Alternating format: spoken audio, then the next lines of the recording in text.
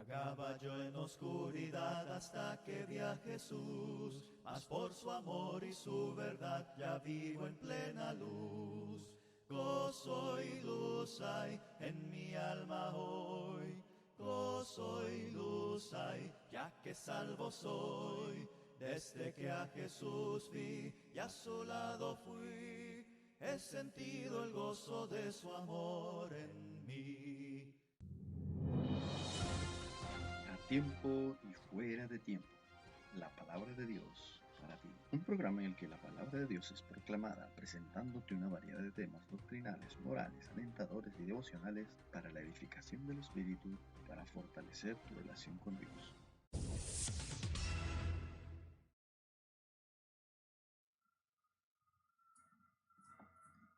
Muy buenos días, bienvenidos. Esto es A Tiempo y Fuera de Tiempo con su servidor Juan Abanto. Le damos a todos una cordial bienvenida y les invitamos a tomar sus Biblias y acompañarnos en esta oración. Padre eterno que moras en lo alto de los cielos, te alabamos, oh Dios, y te damos las gracias infinitas por bendecirnos, por ayudarnos en todas nuestras necesidades y por proveer en todo lo que necesitamos para subsistir, para hacer nuestra vida cotidiana en este mundo. Te damos gracias, Padre, por bendecirnos con una nueva oportunidad para abrir tu palabra. Por favor, ayúdanos a entenderla, comprenderla y aplicarla. Bendice a todos los que se conectan y nos acompañan en este estudio bíblico en esta mañana. Te alabamos, oh Dios, y te damos las gracias en el nombre de Jesús nuestro Señor. Amén. Una vez más, una cordial bienvenida a todos y cada uno de ustedes. Nos sentimos honrados con su compañía y con la oportunidad, pues, de una vez más abrir nuestras Biblias y estudiar juntos la palabra de Dios. En esta mañana estaremos reflexionando sobre un tema que es muy interesante, como todos los temas bíblicos, por supuesto, que abordamos tanto en este como en los otros programas que transmite la Iglesia de Cristo en Villa Alejandro. Les invitamos a revisar nuestra videoteca. Hay una variedad de grabaciones que están almacenadas en nuestra página web de Facebook, también en nuestra página web. Les invitamos a considerar la información en nuestras redes sociales y pues visitar las páginas y revisar todas estas grabaciones, todos estos videos que están disponibles. Con mucho gusto. Los hemos hecho con la intención de que ustedes puedan profundizar un poco más en el conocimiento de la palabra de Dios y de alguna u otra manera retroalimentarnos con sus preguntas y comentarios, ¿no? Y mejorar cada día en nuestro crecimiento espiritual y en nuestro estudio de la palabra. Estamos por reestructurar nuestra programación matutina. Ya el hermano Alejandro el día de ayer ha hecho algunas referencias sobre estos cambios que vamos a implementar, Dios mediante, a partir de la próxima semana, o en todo caso con el transcurrir de los días.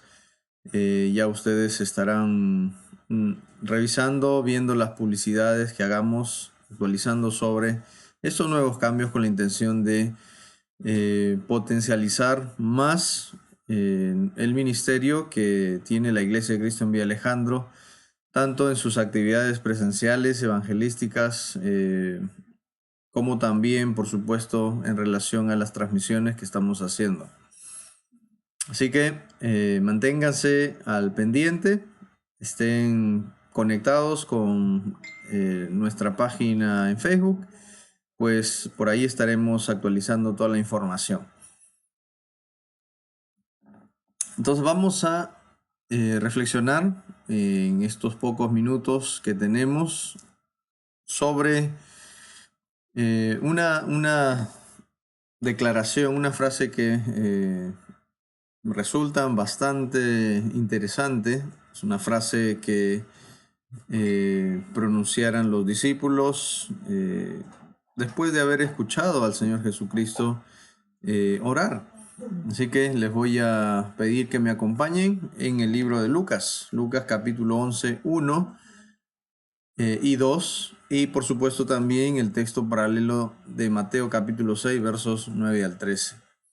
Antes me gustaría mencionar una cita. Esta es la cita de Abraham Lincoln, y él dijo lo siguiente: muchas veces me arrodillé por la abrumadora convicción de que no tenía a dónde más ir.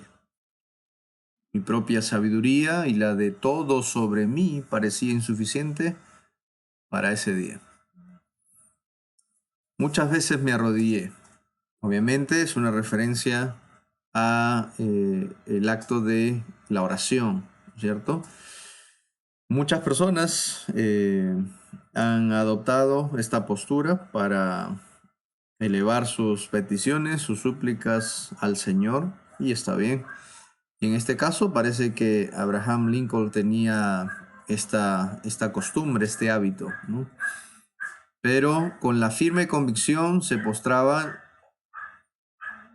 con la convicción de que en los momentos más complicados, como en los momentos más gloriosos, ¿no? Reconociendo humildemente su posición delante del Señor, consideraba que no había un mejor lugar o ningún otro lugar a donde ir en estos momentos tan cruciales de su vida que delante del Señor. Y así como Lincoln, nosotros también seguramente tenemos nuestros hábitos de oración y nuestras maneras de orar, nuestras posturas probablemente también, pero quizás nos sentimos al finalizar con el amén, nos sentimos que no ha pasado nada, ¿no? O que seguimos con la misma preocupación, o que seguimos con el mismo afán, con la misma ansiedad. Y como que no estamos realmente experimentando el gozo de la oración. No estamos experimentando la paz, la tranquilidad que transmite una conversación con Dios. No estamos experimentando la tranquilidad espiritual cuando ofendemos a Dios, cuando caemos en tentación y pecamos. No estamos experimentando la paz y la tranquilidad espiritual que deberíamos de experimentar después de una conversación honesta, sincera, humilde con el Señor. Y es ahí donde quizás la pregunta que hicieron o la declaración que hicieron los discípulos hace 2000 años atrás, quizás sea una que también nosotros deberíamos de proferir. Vamos a leer, vamos a cambiar nuestra pantalla rápidamente.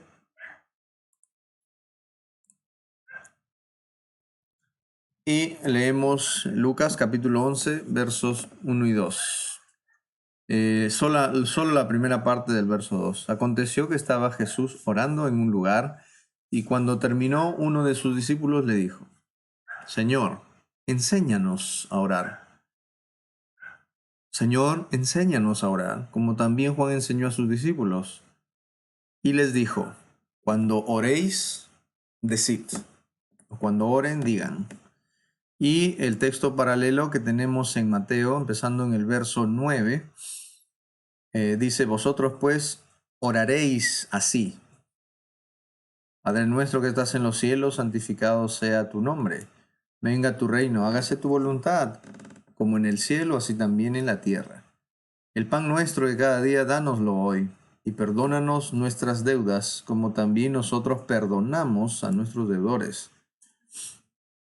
Y no nos metas en tentación, mas líbranos del mal, porque tuyo es el reino y el poder y la gloria, por todos los siglos. Amén. Entonces tenemos tanto en Mateo como en Lucas las versiones de cada evangelista sobre esta escena en la que puntualmente, según Lucas, uno de los discípulos le pide al Señor Jesús a nombre de todos Aparentemente todos tenían la misma interrogante, todos tenían la misma inquietud respecto al tema de la oración, pero va a ser uno de ellos los que va a intervenir y a nombre de los demás, incluyéndose a sí mismo, entonces hace esa declaración: Señor, enséñanos a orar, como también Juan enseñó a sus discípulos. Entonces tenemos aquí una declaración que va a desencadenar la oración, una de las oraciones más bellas que tenemos registradas en las Escrituras, por no decir la más bella, la más hermosa de todas. Especialmente porque obviamente fue pronunciada por el Hijo de Dios, por el Señor Jesucristo, quien tenía el hábito, tenía la costumbre de la oración. La oración para el Señor Jesucristo era un arma de batalla de la que no se desprendía en ningún momento.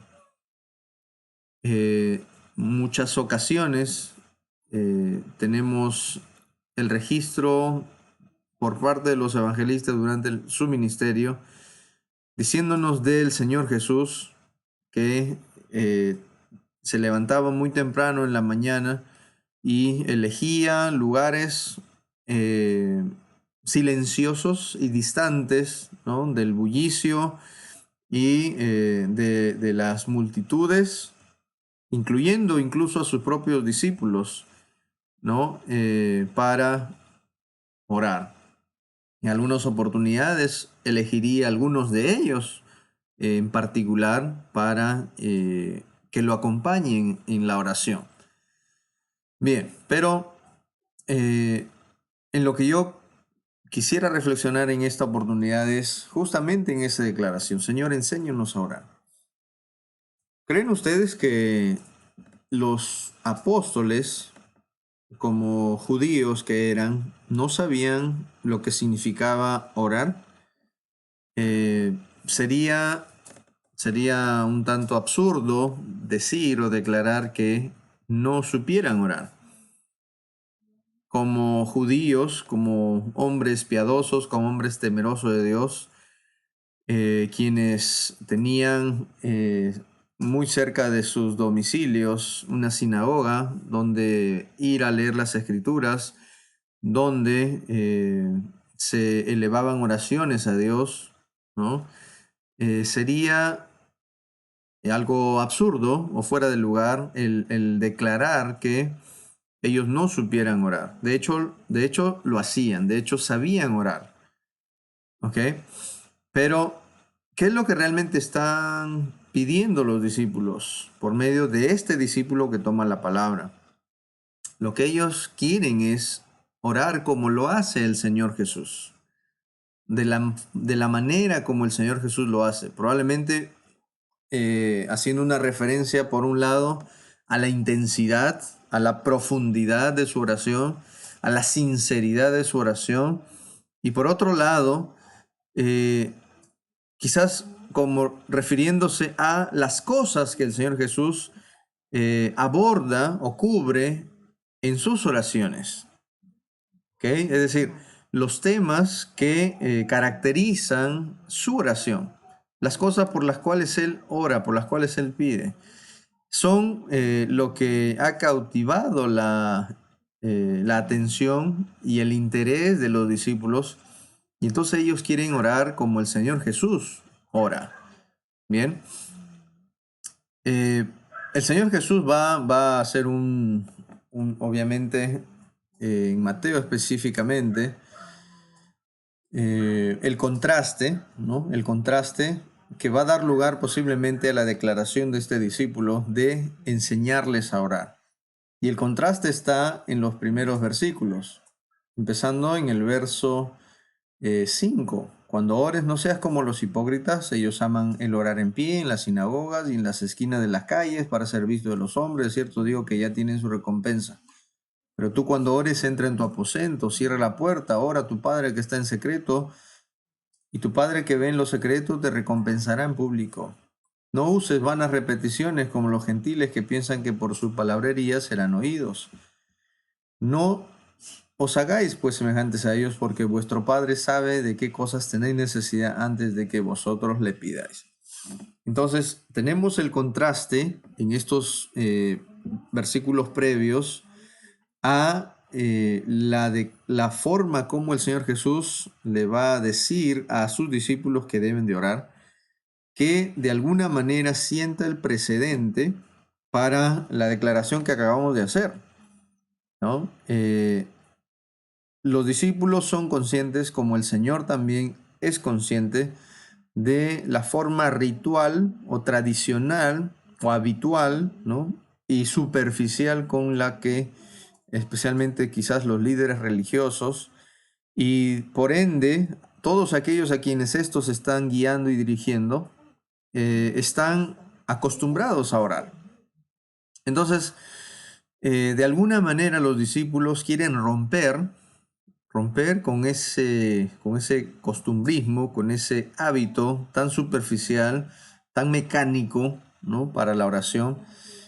Y están, por supuesto, impactados, sorprendidos, ¿no? Gratamente por la manera como el Señor eleva sus oraciones al Padre. No tenemos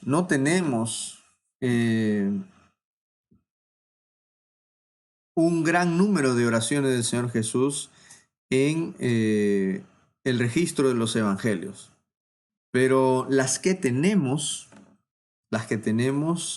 por supuesto que son oraciones muy, muy profundas. No las vamos a analizar en este momento porque eso va a implicar extender más nuestro tiempo y probablemente convertir esto en una serie, y no es la intención esta mañana.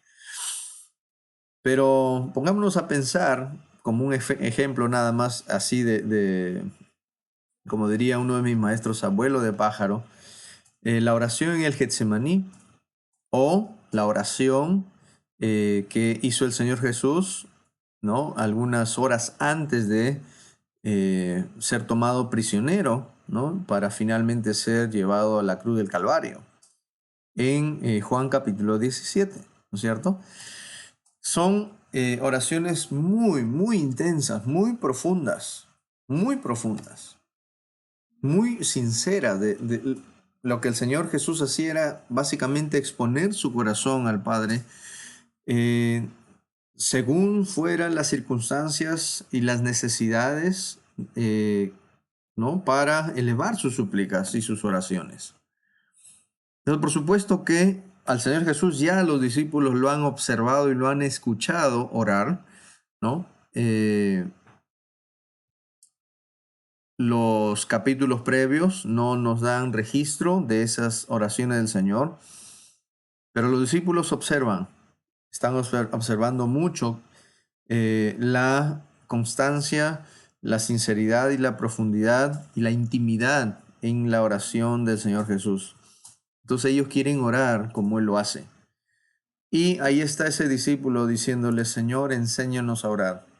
Mis amigos, necesitamos ser humildes para aceptar que no lo sabemos todo. Podemos aprender y necesitamos aprender. Y es bueno reconocer eso porque de esa manera nos esforzamos más para seguir creciendo, para seguir mejorando espiritualmente. Entonces, el admitir que no lo sabemos todo nos da el espacio necesario para seguir perfeccionándonos espiritualmente. Los discípulos en otra ocasión también declararían: Señor, aumentanos la fe, ¿no? Parece que honestamente, sinceramente, los discípulos reconocían su profunda necesidad por seguir perfeccionándose espiritualmente. Y por lo visto, al final del ministerio del Señor Jesús, todavía ellos exhibían esa profunda necesidad porque todavía había muchas cosas que ellos no terminaban de comprender. Y esa es la actitud que nosotros necesitamos tener como cristianos, como hijos de Dios. Esa predisposición para admitir que no lo sabemos todo, que no somos perfectos, que no hemos alcanzado la plenitud de la estatura de Cristo y que necesitamos seguir perfeccionándonos. Enséñanos, Señor. Tenemos que reconocer que el Señor es el mejor maestro que podemos tener. Yo les comentaba hace un ratito que uno de mis maestros hizo alguna declaración en su momento, ¿no? Y cosas como esas todavía están en mi mente y salen a la luz cuando estamos en algunas exposiciones. Y es que todos nosotros de alguna u otra manera hemos tenido personas a nuestro alrededor para prepararnos, para capacitarnos, para entrenarnos, no solamente en cuanto a las cosas de Dios, sino también a las cosas seculares, ¿no? Y le damos las gracias a ellos por todo ese esfuerzo que han hecho para transmitirnos sus conocimientos. Pero no hay ningún maestro, no hay ningún maestro que pueda compararse al maestro de maestros, nuestro Señor Jesucristo. Y si bien, hacemos lo correcto al tener la predisposición para escuchar clases o reflexiones como esta, por ejemplo, por parte de un consiervo, ¿no? Que lo que quiere es ayudar y servir y compartir y ministrar, nada más que eso. Nuestra predisposición para aprender del Señor debe ser mayor.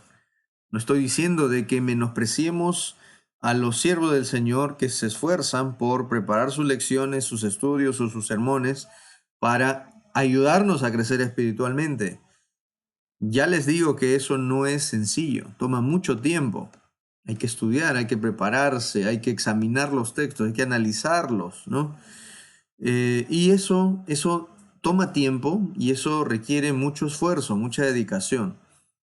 Así que no menosprecies las lecciones o las clases o los sermones que recibes por parte de tus predicadores, de tus maestros, de alguna persona que te está enseñando la palabra de Dios.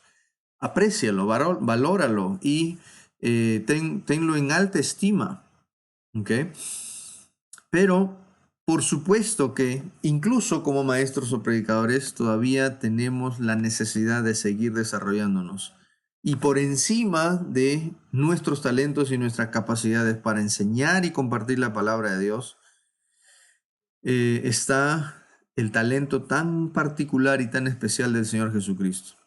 Así que el determinarse uno a voluntad a hacer del Señor Jesucristo nuestro maestro es fundamental. Los discípulos están conscientes de eso. Señor, Señor, enséñanos, enséñanos. Tú eres nuestro maestro, enséñanos, en este caso en particular, a orar, a orar. Para muchas personas la oración probablemente no sea tan importante.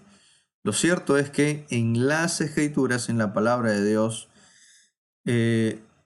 tanto en la dispensación patriarcal, mosaica como cristiana, la oración ha jugado un papel trascendental en la vida de los creyentes, de los hijos de Dios.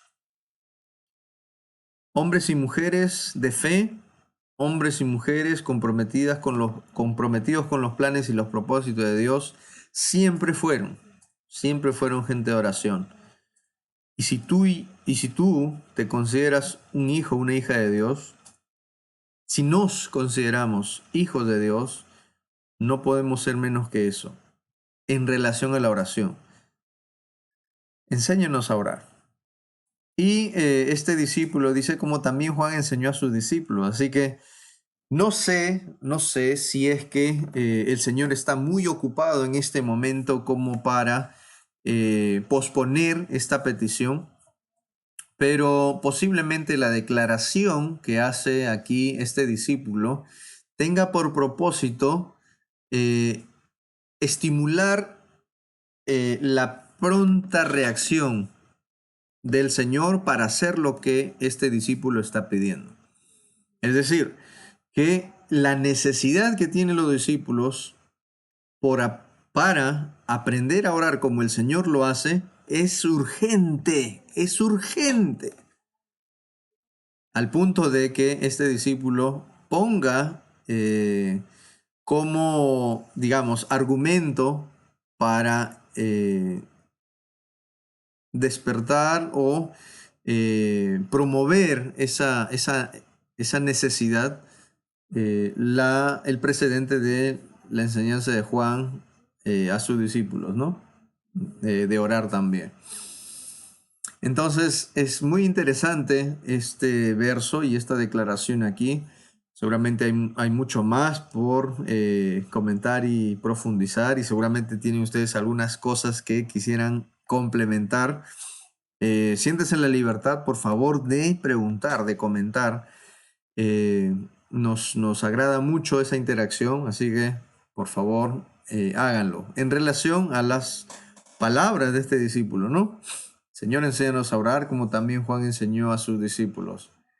Bien, pero evidentemente la oración es, como lo hace el Señor Jesús, es tan especial, y los discípulos tienen una profunda y urgente necesidad de orar como lo hace también el Señor. Y entonces Jesús, obviamente en estos textos, nos enseña cómo orar. Les enseña a sus discípulos cómo orar.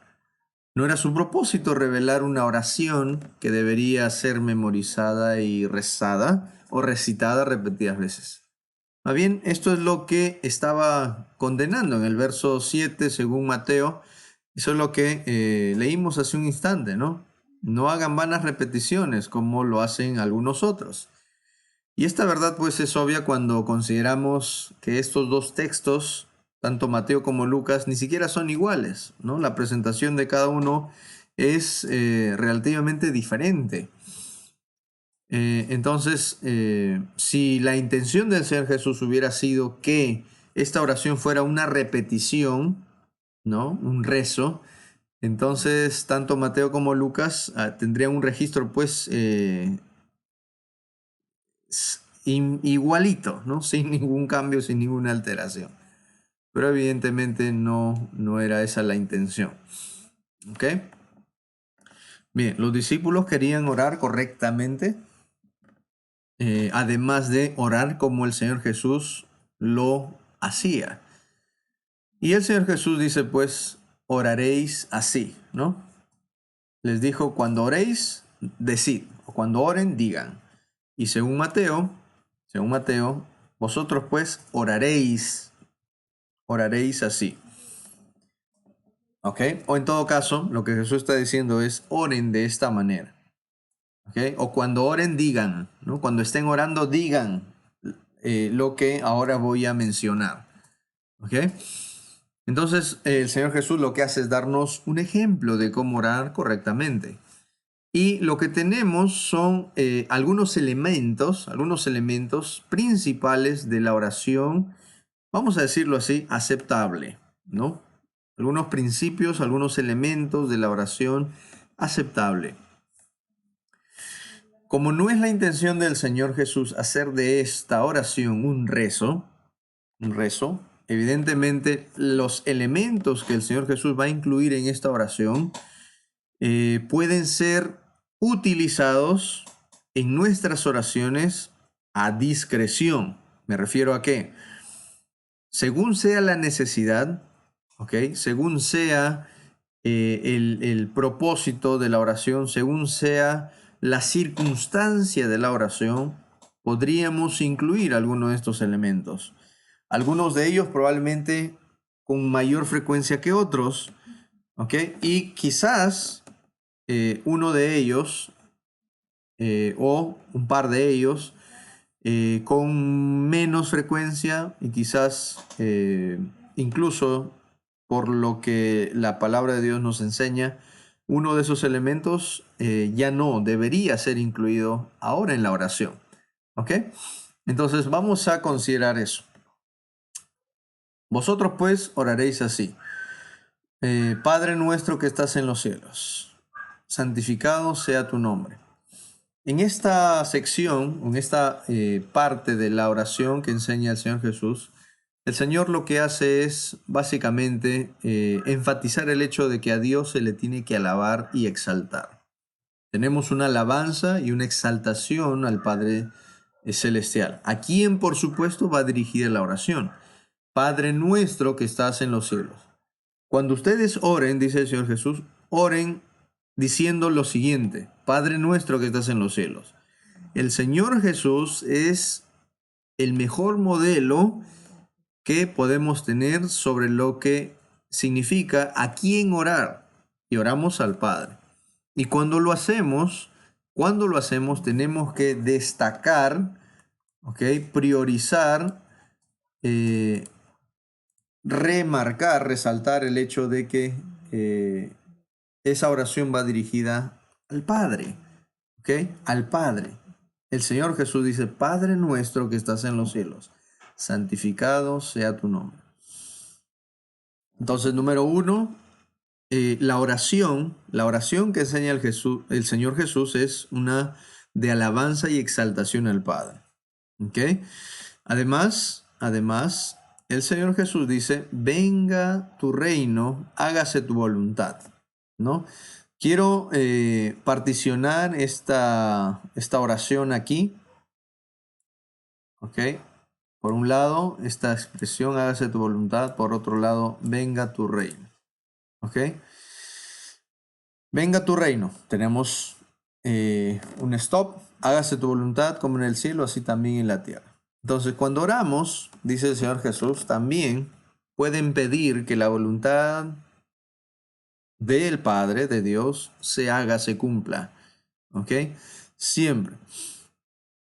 No solo en terceras personas, sino por nuestra parte, ¿no? Tener la predisposición como oradores, como siervos del Señor, de que siempre en nuestras vidas, en nuestras propias experiencias personales, está y estará el hacer su voluntad, el someternos, el obedecer, ¿no? El cumplir sus instrucciones, sus mandamientos.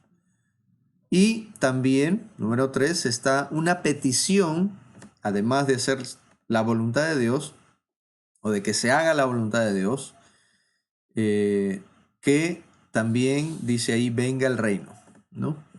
Entonces, pedir por el reino. En cierto sentido, venga tu reino es el orar, venga tu reino, sería una oración o una declaración sin entendimiento. ¿Por qué? Porque el reino del Señor ya ha llegado. El reino del Señor ya está presente y el reino es la iglesia. En el primer siglo, claramente las escrituras nos revelan, nos muestran que el reino de Dios es la iglesia, lugar donde el Señor gobierna, donde el Señor ejerce toda su autoridad, todo su dominio y obviamente quienes conforman la iglesia, quienes son parte de la iglesia, se han sometido voluntariamente a esa autoridad. Pero por otro lado, cuando hablamos del reino de los cielos o de la iglesia, como una entidad existente, por supuesto que hay muchas cosas que pedir en relación a la iglesia, ¿no? Hoy, 2000 años después de que esta oración fue pronunciada, existe la iglesia del Señor, la iglesia de Cristo, con sus diferentes problemáticas y necesidades y desafíos, por los cuales, por supuesto, podemos orar puntualmente, específicamente, en relación al reino existente, ¿no? Pero pedir que venga el reino de Dios, tal cual como lo está expresando el Señor aquí, no tendría sentido porque ya el reino existe. El Señor hizo mención de esto porque obviamente el reino de Dios o la iglesia todavía está en un proceso de preparación. Sabemos que después de los 3 años de ministerio del Señor, la iglesia finalmente fue establecida en Hechos capítulo 2 y vino el reino de Dios, ¿no? Entonces, espero que esto tenga sentido y ustedes me puedan estar entendiendo. Si no es así, haga una mención, por favor, ahí en los comentarios, en las preguntas, y con mucho gusto estaremos ampliando más este tema. ¿Ok? Entonces, como parte de nuestra oración podemos y debemos alabar y exaltar al Padre. El Señor Jesús dice, Padre nuestro que estás en los cielos, santificado sea tu nombre. En nuestras oraciones podemos y debemos pedir que se haga su voluntad. ¿Ok?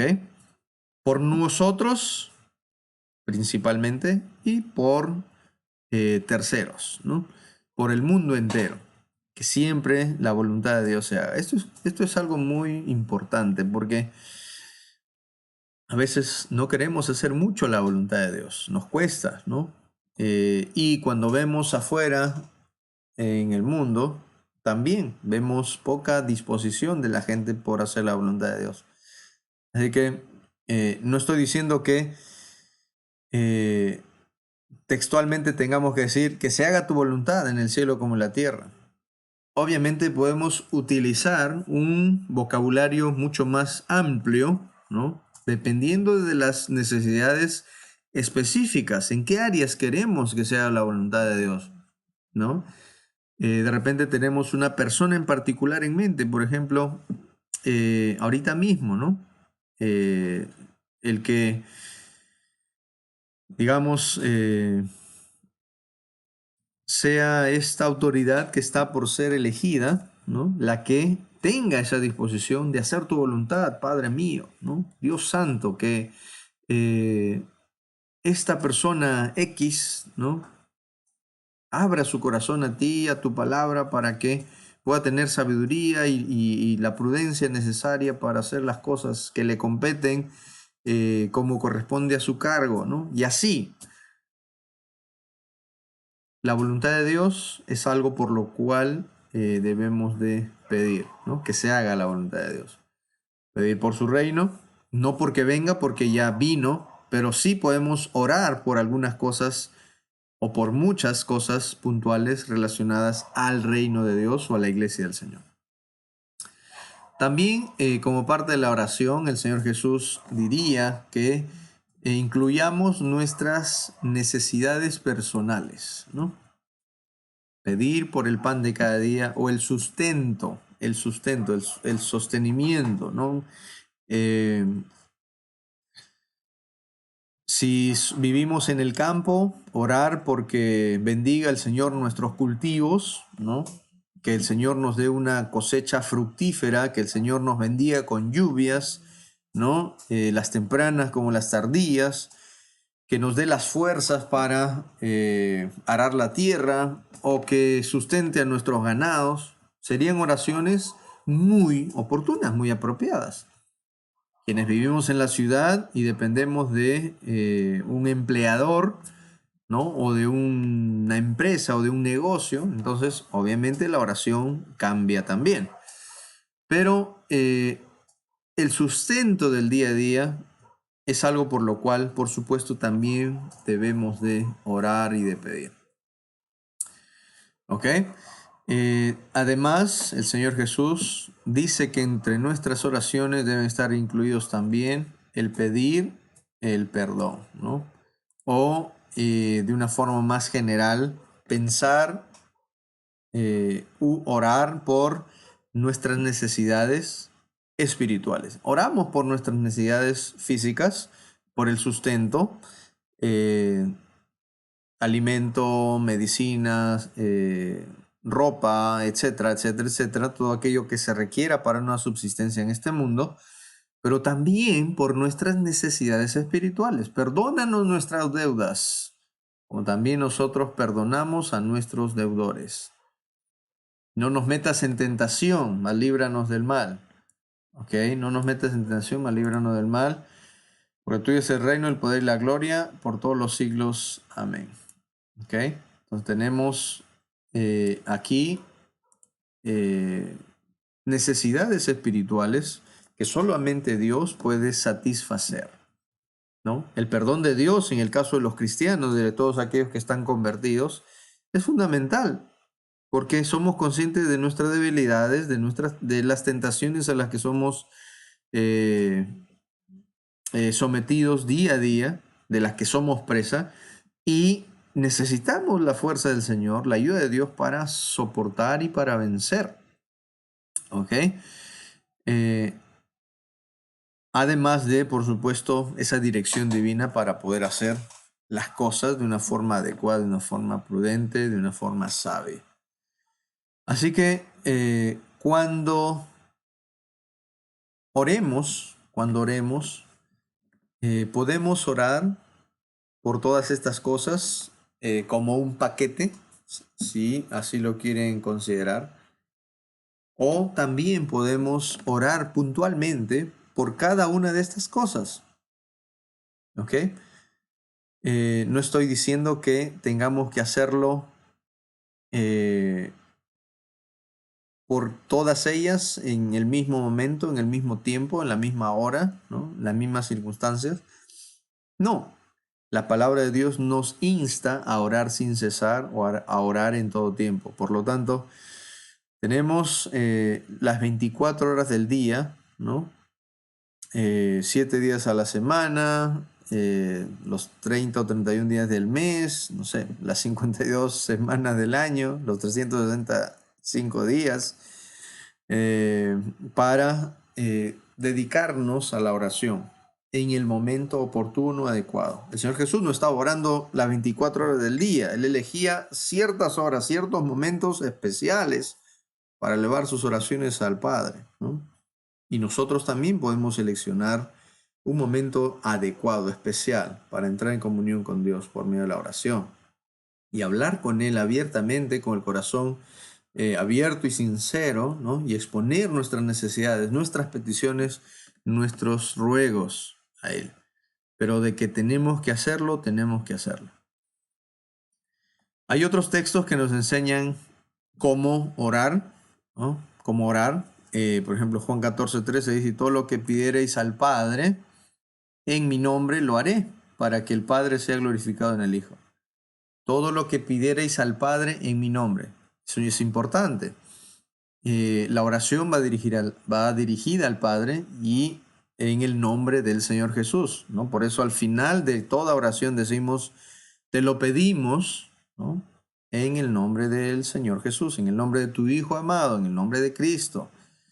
Porque la promesa del Señor es que al pedir al Padre en su nombre, Él lo hará. ¿Ok? Él lo hará.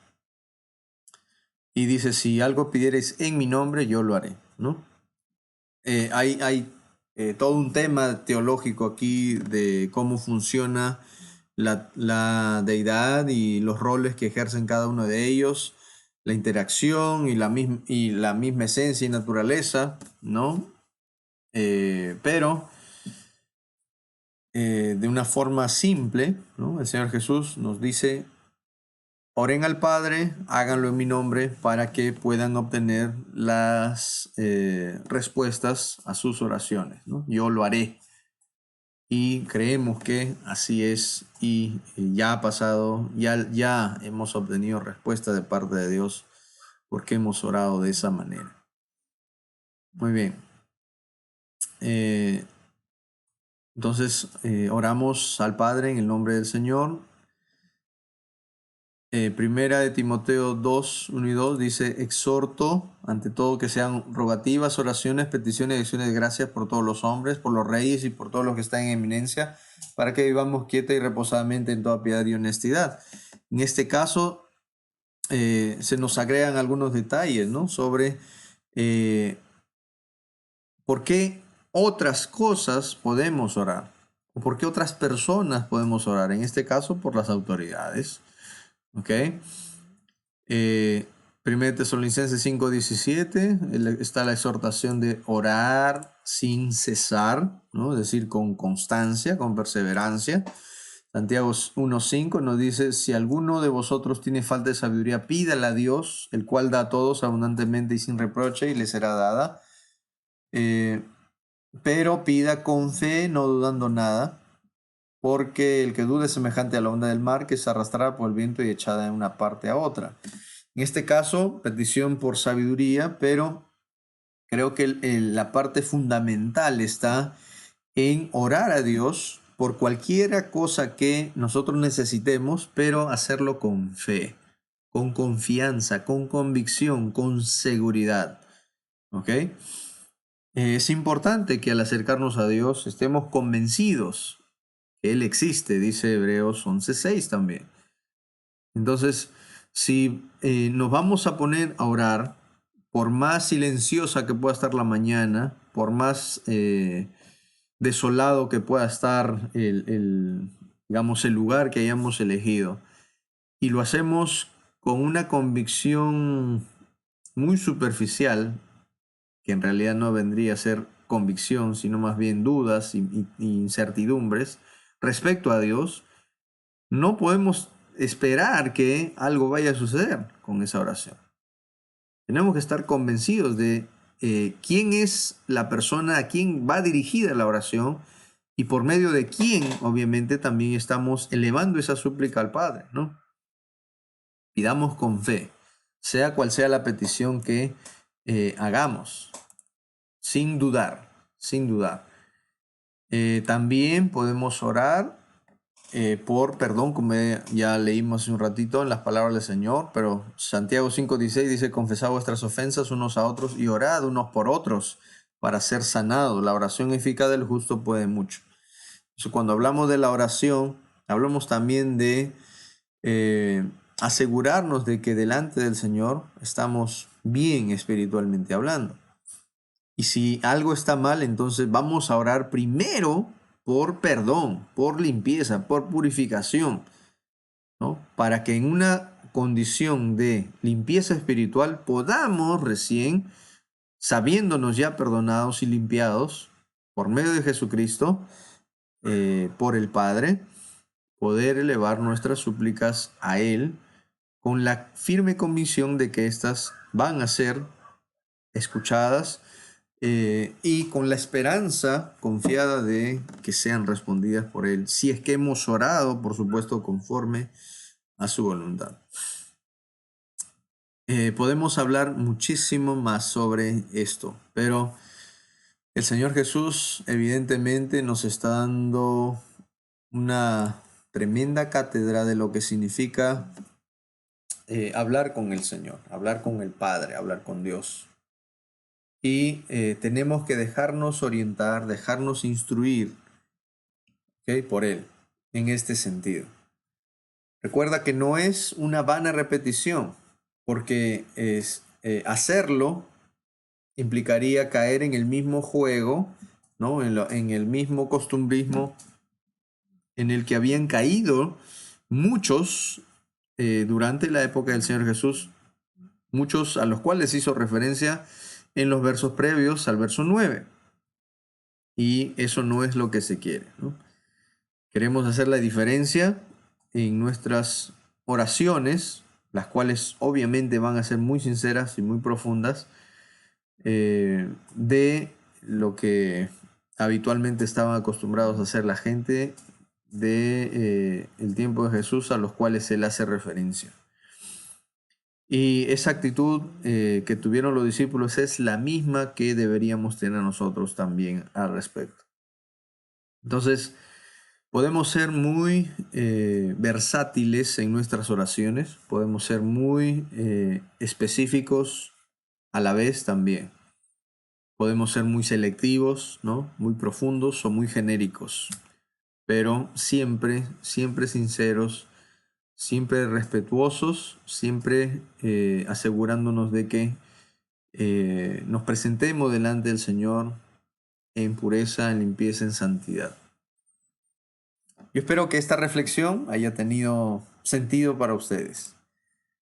Señor, enséñanos a orar. Si todavía nos cuesta elevar una oración al Señor, a Dios, consideremos las enseñanzas del Señor Jesús puntuales aquí en estos versos y pensemos profundamente en qué es lo que realmente tenemos que decirle al Señor. ¿Okay? Y si no sabemos por qué cosas orar, ¿no? Antes de ponernos a orar en sí, tal vez necesitamos hacer una lista y preguntarnos ¿cuáles son mis necesidades espirituales? ¿Cuáles son mis necesidades materiales? ¿a quién estoy dirigiendo yo mi oración? ¿Qué significa? ¿Quién es Dios para mí? ¿No? ¿Qué es lo que el Señor Jesucristo ha hecho por mí para darme la esperanza de que al orar al Padre por medio de Él, puedo tener la certeza, la convicción de que mi oración va a ser respondida?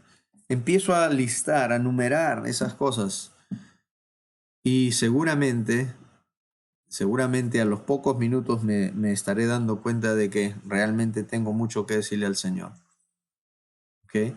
Y no significa que tendré que decírselo todo en ese mismo instante, porque quizás eh, el tiempo no sea el suficiente, pero tendré una lista de cosas muy puntuales que por supuesto han salido de mi mente y mi corazón, eh, por las cuales tendré que ponerme en oración al Señor. Así que mis amigos, mis hermanos, pidámosle incluso lo que pidieron los discípulos al Señor. Enséñanos a orar. Ha sido un privilegio y una bendición para mí compartir este tiempo con ustedes. Espero que esta reflexión haya sido muy provechosa, como lo ha sido, por supuesto, para mí también. Como les dije, estaremos actualizando en nuestra página sobre los nuevos arreglos y nuevos cambios que estamos planeando hacer en cuanto a nuestras transmisiones, pero siempre pensando en ofrecer lo mejor para ustedes, queridos hermanos, y para que con esto también, por supuesto, nuestra congregación local y nuestra comunidad pueda beneficiarse mucho más todavía. Así que con nosotros será hasta una próxima oportunidad. Esto ha sido A Tiempo y Fuera de Tiempo. Que el Señor los bendiga abundantemente.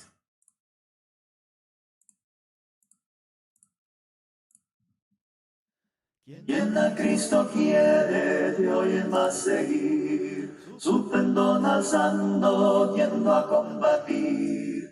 Quien le quiere humilde, siempre aquí servir, siempre obedecerle, dar de su existir. A tiempo y fuera de tiempo. La palabra de Dios para ti. Un programa en el que la palabra de Dios es proclamada, presentándote una variedad de temas doctrinales, morales, alentadores y devocionales para la edificación del espíritu y para fortalecer tu relación con Dios.